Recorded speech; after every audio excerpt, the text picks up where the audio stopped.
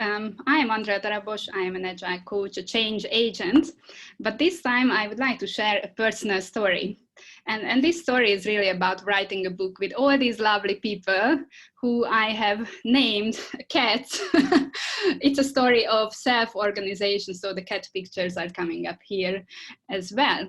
This is a book with the lead author, Pia Maria Torin. It's a culture book. It is about principles around people and agile people in particular, and better ways of creating, structuring, and evolving organizations for the future. So I would like to start with a question, and I won't be able to see this chat now, but later on you can maybe drop a note with a yes in the chat if you have written a book, or if you have contributed to a book or in the future would like to do so. So we can see how many of us are aspiring to tell our stories and what we have learned in the book format. It's my first book that I have contributed to, and I have to say it's best to summarize the experience with a nice short story. Some of you are familiar. So this story is about 4 people named everybody, somebody, anybody, and nobody. And there was an important job to be done.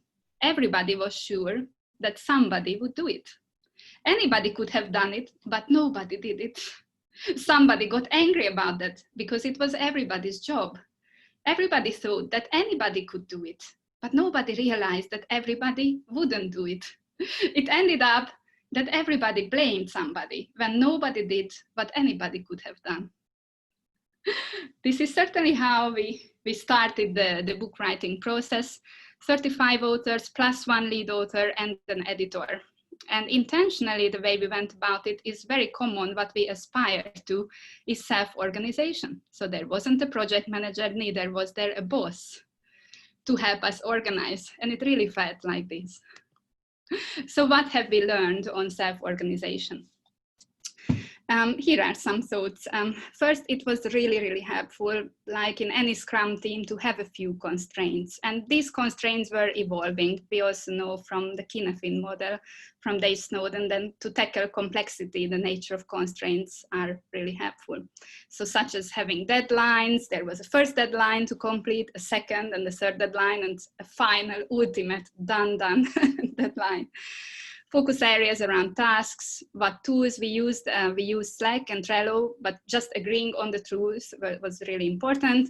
And also creating some standards for our definition of done, like how should a book chapter look like, what illustrations should we use, and so on.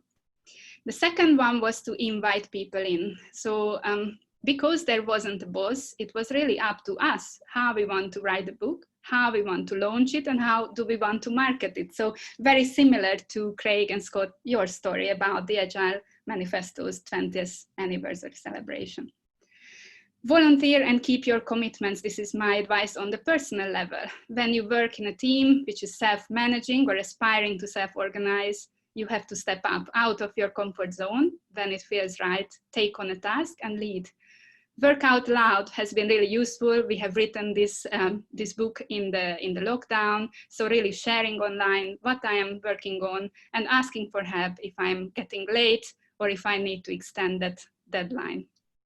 And last but not least, inclusion, creating a safe space and allowing people to approach tasks in a very different way, their own way. Again, reminding ourselves that no one should be bossing others around, and there is a benefit from these diverse ways of writing, telling stories, and organizing marketing of the book.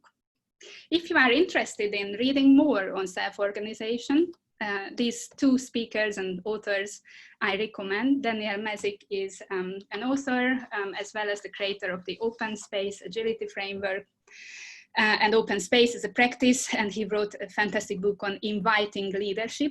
So how specifically to create an invitation. I think Craig and Scott, you are practicing it now with your talk today.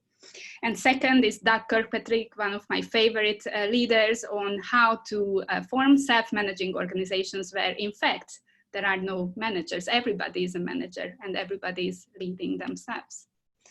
And Doug wrote books on the rules for self-management as well. So last but not least, here is the book, here is the chapter. I've contributed on one of my passions. And if you look closely on the picture, Michaela Broderick is here in the middle, one of my co-authors. She's also an agile people coach.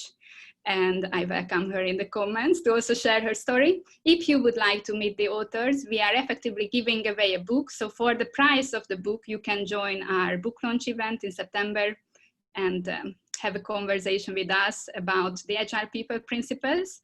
And last but not least, if you would like to look at the Agile People principles, just type in Google Agile People Manifesto or Agile People principles, and you will find the current level of thinking about HR and people practices in inclusive organizations.